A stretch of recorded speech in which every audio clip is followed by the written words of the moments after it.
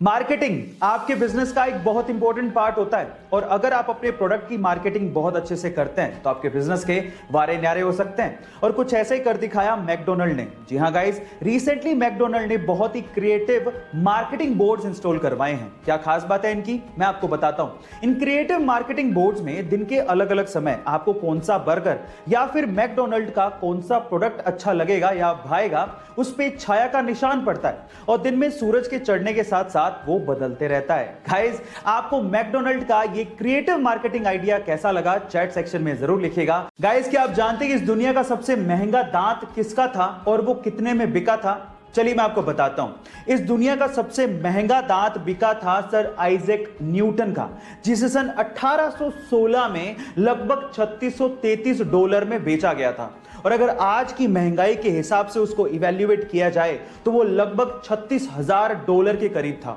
जो कि Indian rupees में 25 लाख रुपए बैठता है। गाइस, यानी कि एक दांत की कीमत 25 लाख रुपए। पर सवाल यह है कि आइजैक न्यूटन सर के दांत का उन्होंने किया क्या? खैर, ये अमेजिंग फैक्ट जान के आपको कैसा लगा चैट सेक्शन में जरूर लिखिएगा। गाइस, बुक्स एक इंसान की सबसे अच्छी दोस्त होती हैं, लेकिन अगर मैं आपसे सवाल पूछूं कि पूरी ही दुनिया की सबसे महंगी बुक कौन सी है तो आप लोग क्या कहेंगे? चलिए मैं आपको इसका जवाब देता हूं।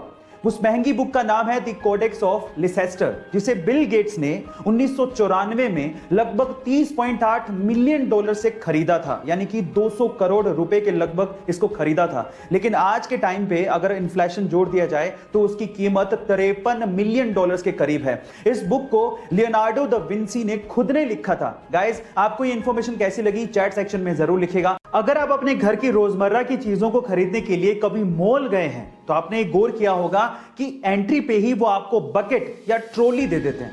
पर क्या आपने कभी गौर किया कि ऐसा वो क्यों करते हैं? हाँ, ये आपकी सुविधा के लिए तो है ही, लेकिन इसके पीछे एक मार्केटिंग फंडा भी है।